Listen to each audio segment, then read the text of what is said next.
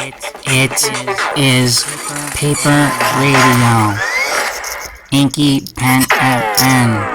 24/7.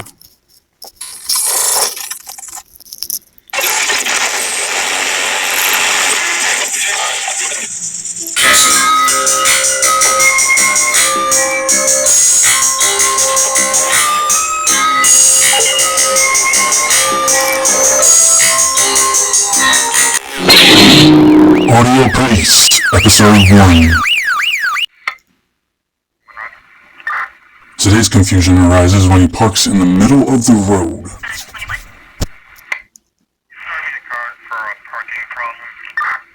As the police officer goes back to his car for the ticket, the man runs to his car and then drives off simply. This has been another Audio Police. A quick clip. This is your Paper Radio sports break. New York still finds a way to lose it tonight under the lights. Jets first Bills. Jets take it 22-16.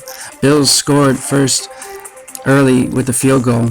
Jets then tied it in the second with their very own field goal. Buffalo takes the ball. They get another field goal in the third. Jets tie it with a field goal. Bills, you guessed it, yes, get a field goal, and then Jets tied it once again in the fourth. Overtime, the Jets won on a 65-yard punt return from Xavier Gipson.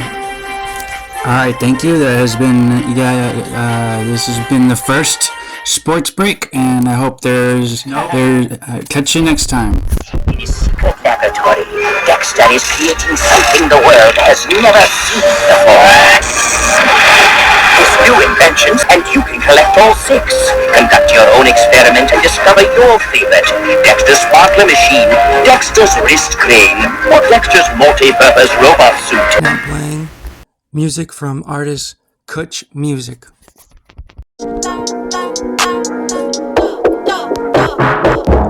All I need is my spark, then I can continue working on my issue till my body discontinue. And I race to the next issue like the afterlife's a comic. Our country's bombs are atomic and the gatherings are Masonic.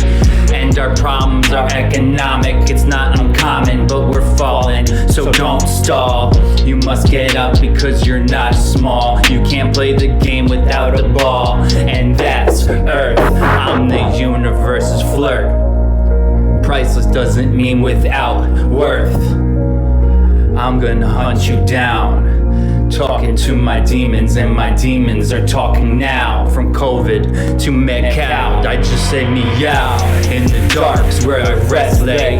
I don't care what the rest say, as long as I strive to have a track for you to press play. No need for false display, I stay true like a statue you mold out of clay. Excitement should come from pay. Comes from the process and progress. Just give yourself access. There's no joy in excess or when you pay less. It's in the craft, your family and laughs. Cutting your pies in halves. Don't rush, good things don't come fast. This world limitless and vast. Go out there and have yourself a blast. Every track I make, I try and surpass. Never cutting corners, but I did cut class. I don't know what else to say, but continue to work on myself and just continue to pray. I don't know what else to say, but continue to work on everything I do today. I don't know what else to say, but to continue to work on yourself and just pray. I don't know what else to say, but to continue to work on yourself every day. Kutch holes in the ozone. Like my last track, propaganda. And I don't know what else to say. As long as I'm here, I'm gonna leave my mark. One. So it's alright, like it's all white and bombed like I'm wet, and it's falling down like the rain off my meds, like I'm about to go insane. This is my Call of Duty, so I'm about to start a new campaign. It's just Kutch, and now you're rocking with DJ Payne. Hit the radio. Set fire with the fuel, with the flame on a different planet. I'm telling y'all we don't feel the same. I'm here now and I'm not lying like a cat, but I'm chasing the fame, escaping all of the pain. Around clouds and mist like I was a plane, staying on track like I was a train. MTA as I hang like the ball on a crane, and shine like the diamonds on my chain. USA all the way to Spain, till my gas tank gets drained. Can't get me out of your head like a stain. Pain I am numb to like cocaine. So it's alright, like it's all white and bombed like I'm wet, and it's falling down like the rain off my meds, like I'm about to go insane. This is my Call of Duty, so I'm about to start a new campaign. Keep what I got, then just maintain. No matter the problem or obstacle, I won't complain. And like a computer hacker, you can just say that this is my domain. Yeah.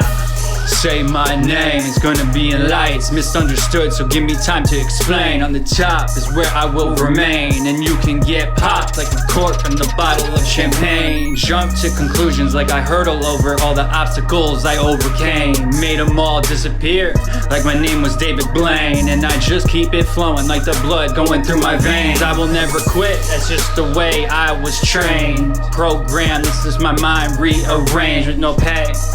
MK, Kutch, jam to me all day. No one has to believe in you. Just believe in yourself.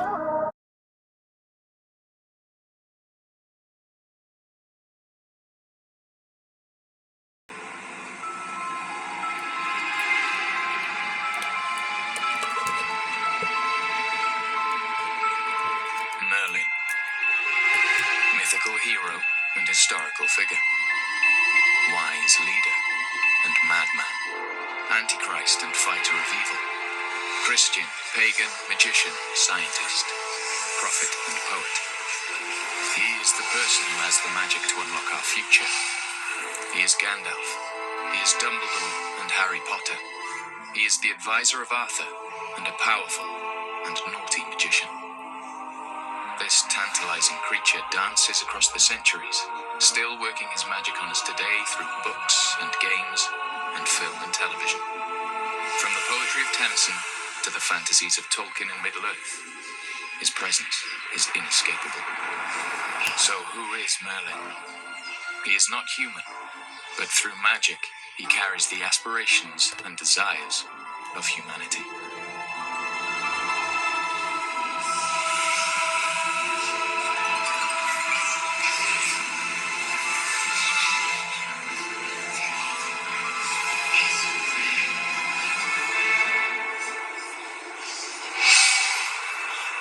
The popular image of Merlin today is of a kindly old man with pointed hat, long white beard, with staff or wand, weaving a little magic to amuse and to entertain.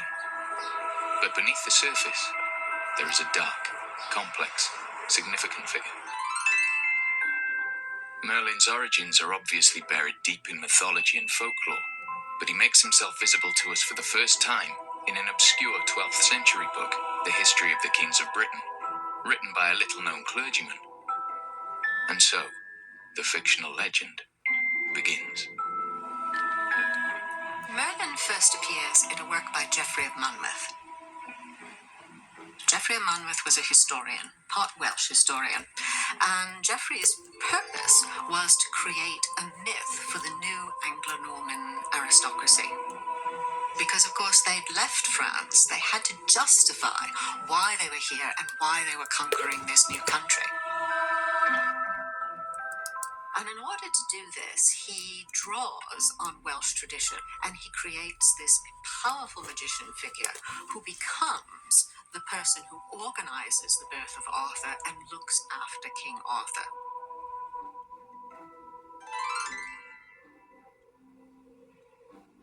He's not a real person, he is a fiction in Geoffrey of Monmouth's mind. He fuses two characters together. One of them is the wonder child Ambrosius. The other is the bard Mervyn Wilt. And Geoffrey simply says that there was a character called Merlinus Ambrosius, and suddenly you have Merlin.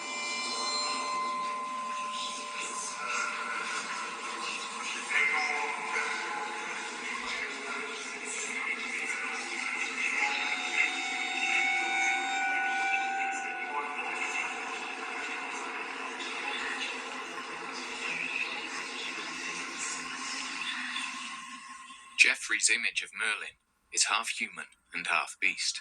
His mother is a nun. His father is an incubus or evil spirit. Together they create a magical wonder child, Merlin. Young Merlin quickly applies his magical powers in a legend that's been famous across the centuries in Wales. It tells of dragons beneath a castle tower that keeps collapsing. They fight. The red dragon seems as if it's going to be defeated and then succeeds. And the child says to the king, "This is your kingdom. These are the British, the red dragon, and eventually the Welsh, and the Saxons, the white dragon. The Saxons will defeat you for a time, but in the end, the British will be triumphant." So it's a wonderful origin myth.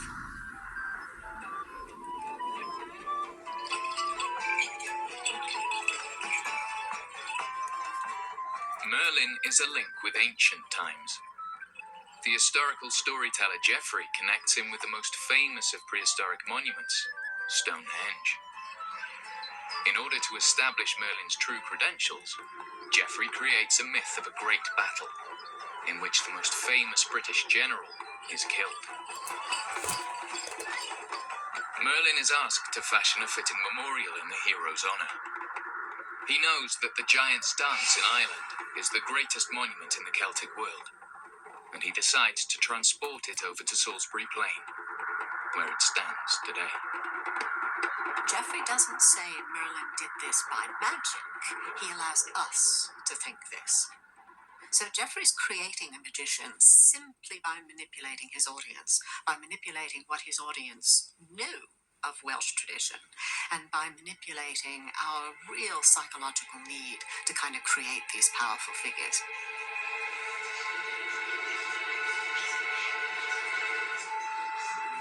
Geoffrey used many sources when compiling his history of the kings of Britain, but one of the most important was an iconic manuscript of Welsh language poetry called the Black Book of Carmarthen.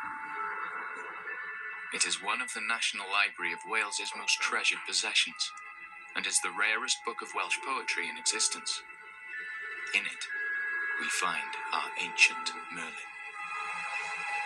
Black Book of Carmarthen is thought was written in the middle of the 13th century, but it does contain poems written in the 3 centuries preceding its writing. If you're not a robot, how were you made? We should never have let AI out of the box. You have to take time. I promise. Alfie! I'll do anything to keep us safe. There are 3 poems in the Black Book of Carmarthen that are associated in some way with the figure of Merlin. The only poem in which he is specifically named is the famous Ymddiddan, the discourse between Merlin and Taliesin, another 6th century figure who we assume to be a historical figure. They both have a chat about a battle that has been fought and about events that are to come. Some located in South Wales and some located in the Old North up in the region of Carlisle.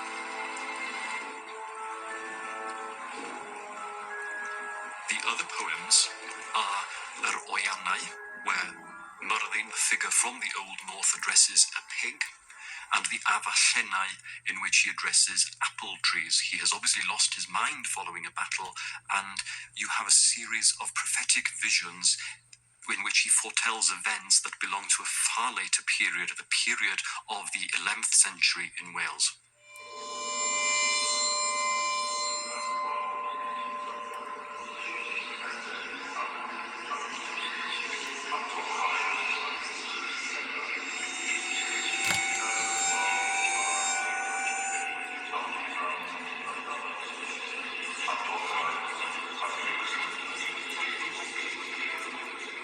Merlin that we see in this book is almost a tragic character. He has obviously had some bad experiences in a battle.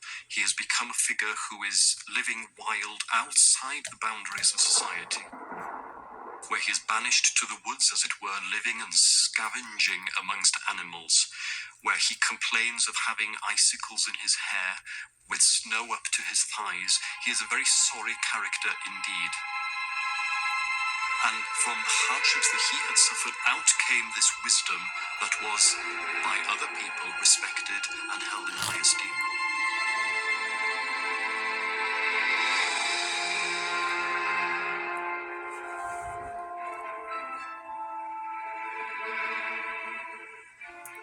I think the idea of a man endowed with the ability to prophesy, living in wild places, a wild man in a wild place, is really part of the mythology of every country on earth. In northern climes, of course, he lives in a forest. But in drier climes, he lives in the wilderness. I mean, John the Baptist, for example, you might say, is a wild man with wild ideas, living in wild places. I think that is a universal tradition. But the people of Europe, in particular, focused in on Merlin in a very special way. I think he sort of typifies the notion of the wild man and the wild place.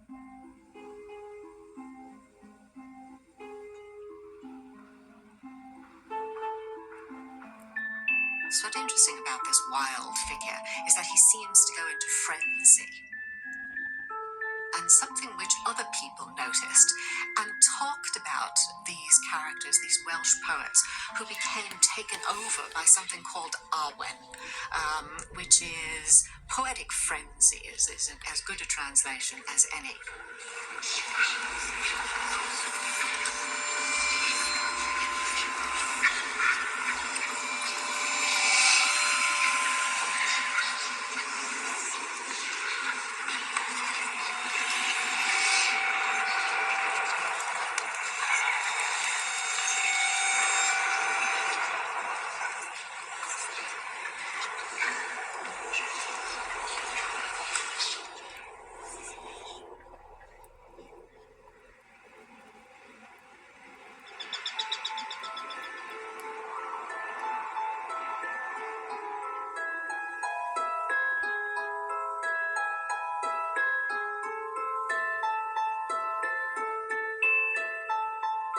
The wild man as a prophetic poet possessed of magical powers is a legend that spreads quickly throughout medieval literature, and soon, a very familiar image of Merlin starts to appear. We start to see images of Merlin in the 13th, 14th century manuscripts, illustrations which we often see in books beautifully reproduced, as if they're paintings hanging on a wall. They're not, of course. They're often very tiny, and they're illustrations integrated into a text. But within them, one immediately notices the universality of the figure, almost always old, bearded, with a long gown, a sort of medieval hoodie, if you like.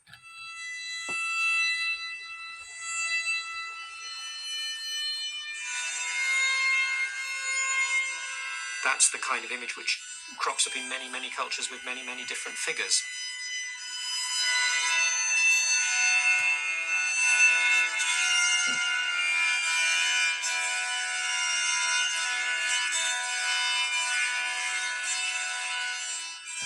Now Merlin is a figure that travels, and like the British tales, he gets exported throughout the French and Norman world.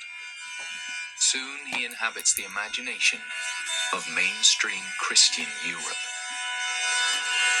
The stories of Merlin's life, the sort of expanded stories of Merlin's life, actually appear in French language romances. So Merlin is no longer just a Welsh figure, a local figure. He's suddenly becoming a pan-European figure, and then he becomes the subject of his own story, the Suite de Merlin, or the Histoire de Merlin. Ainsi, l'enfant est né. Passez le bébé hors de la fenêtre, de sorte qu'il puisse être baptisé. Je veux l'appeler après mon père. Ainsi, le bébé était Merlin baptisé. And in it you have Merlin given a complete biography. Merlin's birth story becomes very much more elaborated. And one of the things which emerges, I think, in the French tradition is the complication of dealing with what is essentially a pagan tradition in a Christian context. So you have the idea at the birth of Merlin that he's instantly baptized and he's drawn into that Christian tradition.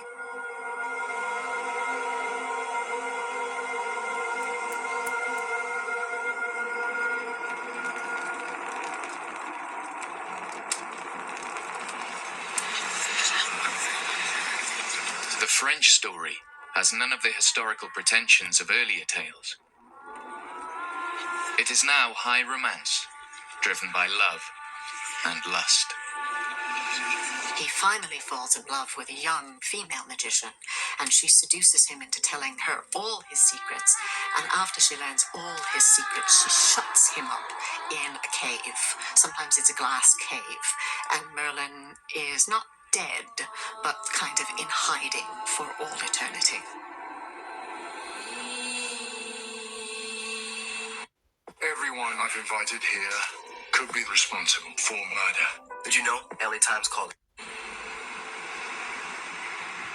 Love is sometimes foolish, and it reflects another key trait in the Merlin story.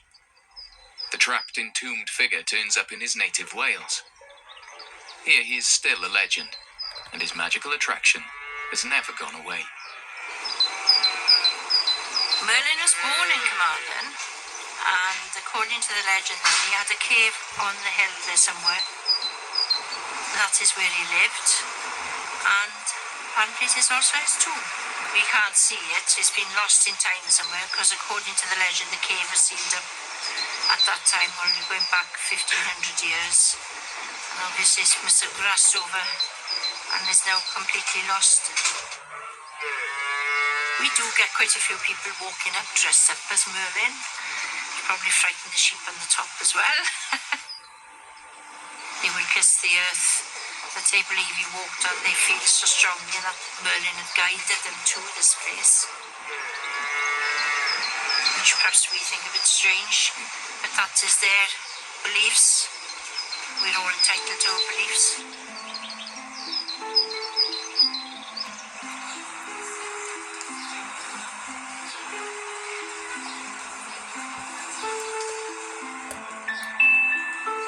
Merlin's origins are undoubtedly Welsh. The desire to sort of place him in Carmarthen, Myrddin, Caerfyrddin, is really a misinterpretation of a place name. So I gather around Carmarthen now people are doing quite well out of that. What you drink, Alice? Did you blow anything up? Magic stuff. But you know, the name Carmarthen comes from Môr, the Welsh for sea, and Din, the old Welsh word for city or fort. And Caer, of course, is a fort, so it's the fort of the sea fort, and has nothing to do with Merlin at all. But when you begin to try to make sense of placing, to give them a person, particularly a mythical person of remarkable powers, is a very appealing idea, and you find it all over the place.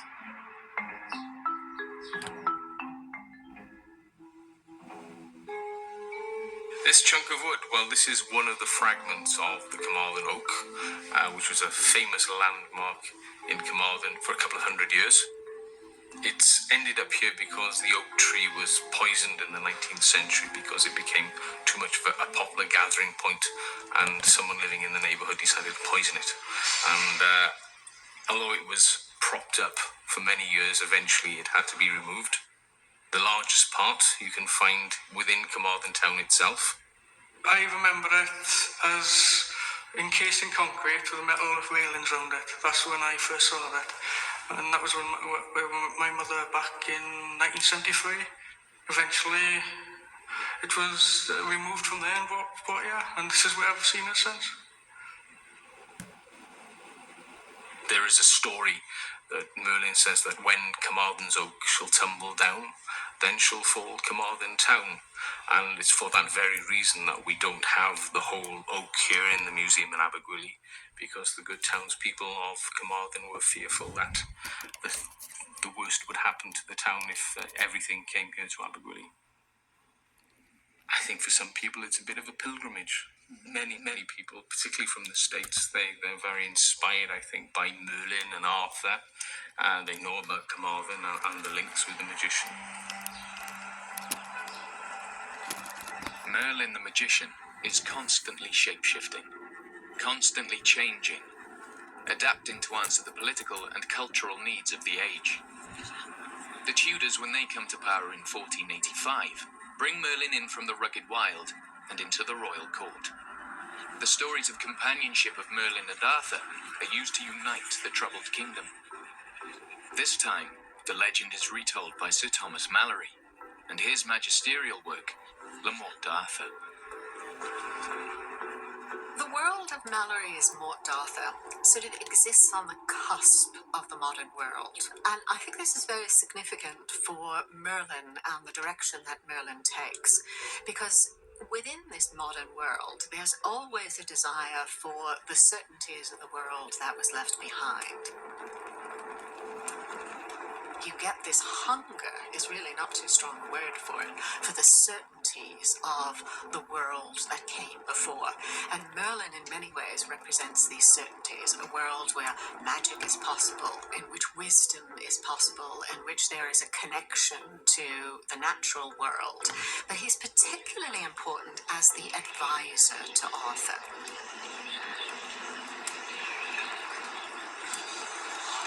Then the commons of Caerleon arose with clubs and staves and slew many knights. I would say that we're closer than the average mother-daughter. If I lost my mom, I can't think about that for too long. I was like, whoa, Mom, I have this gene.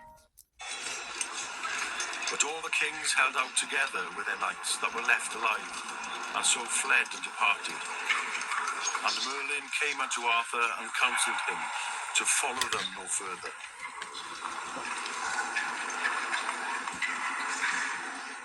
Books at this time were all copied by hand, and were rare artifacts owned by the rich and read only by a privileged few. William Caxton's printing press of 1478 changed all that. Malory's Morte d'Arthur is very interesting in this context because it's one of the earliest printed books in English. It was printed by Caxton in 1485, and it was printed with illustrations, with woodblock illustrations.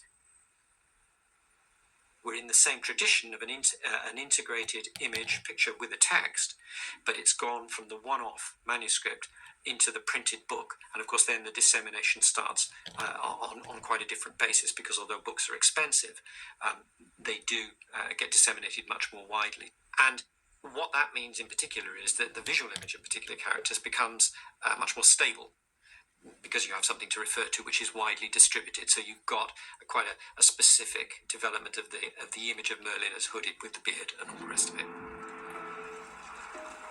The popularity of Malory's printed book makes the Arthurian tales one of the most well-known legends in existence.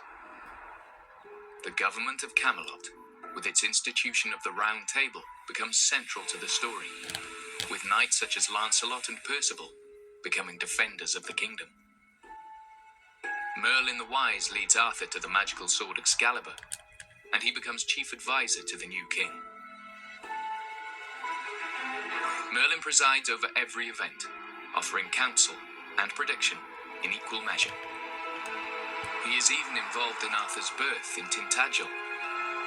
It is told in magical terms as Uther Pendragon falls in love with Igraine, the wife of the Duke of Cornwall. Merlin consents to change Uther's appearance so that he will resemble her husband. Igraine is deceived. They sleep together, and Arthur is born. Merlin's end of the bargain is that upon Arthur's birth, the boy is to be handed over to him in secret, in a cave beneath Tintagel Castle. He will then be able to give him the knowledge that will one day make him a worthy king of Britain.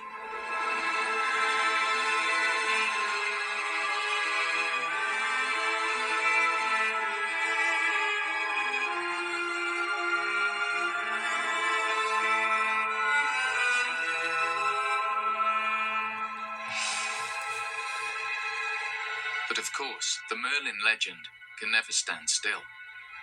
It's too fertile to get fixed in a particular image or role, and the wise sage's magical powers begin to grip the imagination of the Tudor dynasty.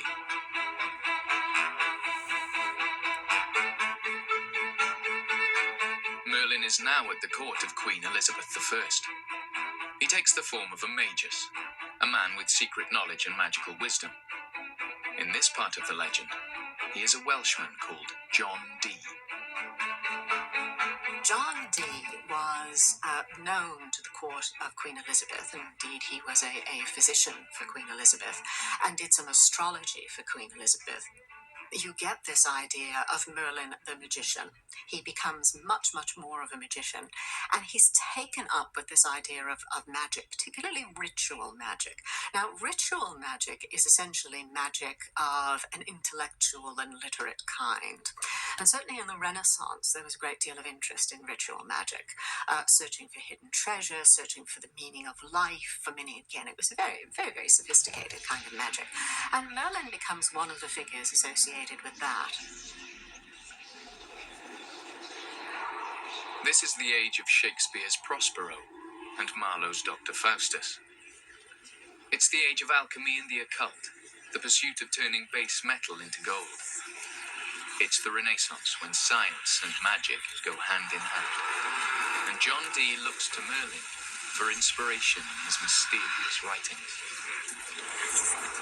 And we certainly have a number of books that John Dee wrote in this curious, curious language, because he felt that he was communicating with angelic presences. And this was all what this ritual magic was like. It was kind of accessing something beyond the human.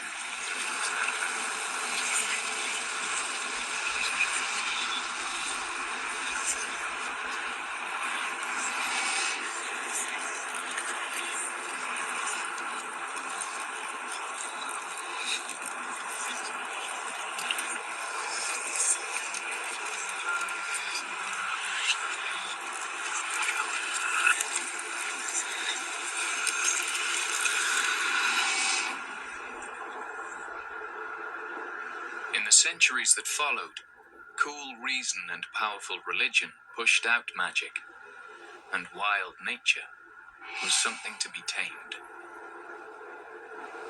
In the early 18th century, the sort of classical period, the very urbane writing, wild places were considered to be disgusting. In fact, there are descriptions of people going through mountains and drawing down the curtains of their coach, lest their sensibility should be injured by seeing such uncouth places. But as the 18th century progresses, you get particularly artists delighting in wild places.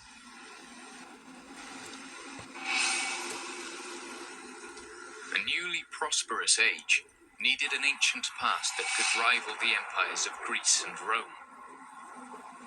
And in particular, to the tales and traditions of Kadabra. Next up, random song.